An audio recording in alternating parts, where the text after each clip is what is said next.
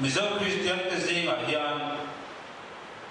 politics le kan Christian na hi akal kop thim ai nere mem akal kop tur nge hang ve mani muna anum tur tia hian ngai dan phir pati a oma pakhat zo ka chuan politics le kan sa khua Christian na hi kal kop turan lova mani muna ahangin an ka turani tin sa prong bol tu le nar kai tu te hi chu politics sa point an tel ve turani lova a job em wang po yan an in thiar filim turania pathian rong bol tu ni sia ti ngai dan oma ale lama chuan politics le ko han po yan athil tum hi engemo chena mi hing siam that ro re ma dik le fel mi hing in en kol na tha re thei per le chan chia te po rong bol saka din mun tha lan ka yen tu mani ve wa in akal ko real turani anti thunga ai nge dik zo tia hian zoram mi pui in dialna ani fowa akol ko turani lo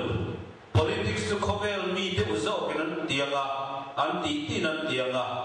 sa khua cho kal thanga turani ti tu te ngai to na hian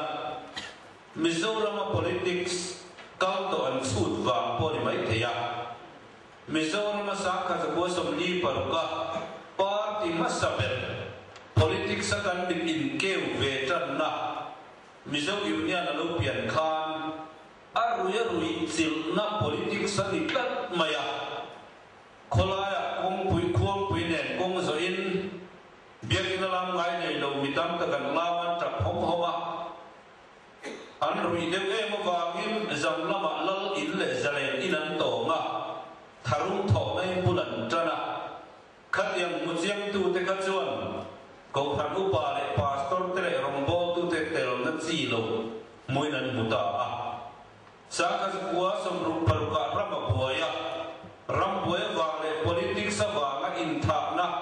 nunatam ta cha na ni awangin pathian rombo tu te tel na tlak lo buin an bu boka sak kuwa som riat paruka state kan lo ni khan anu kan ram ro in real na corruption te ro real na fel lo te dan mu mal mang lo le swal punga wang hian mitha te tel ve na tlak lo a khovel mi de tenan ti tia professional politician an ti e zon na mang lo no te ti to vela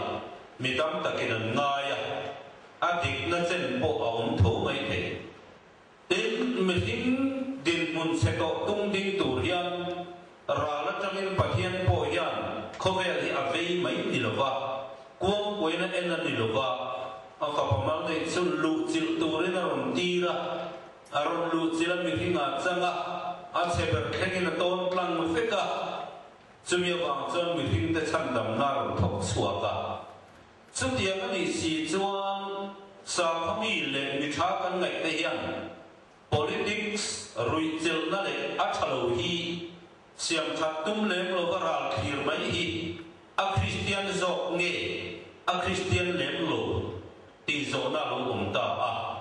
kan pathian ni chon lu chila siam that hi atumani mel riau maya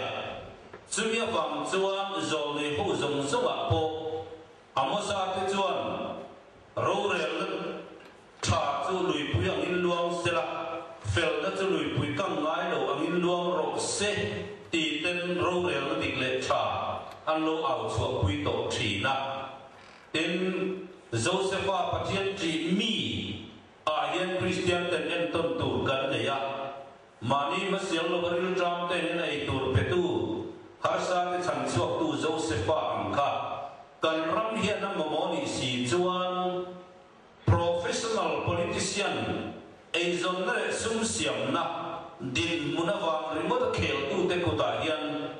kan ngat ngam talo kan ngat phal vak lo a anta a chumia wang chon pathian tri mi tu na kan ngai kha ang khan mi huai sen pathian tri mi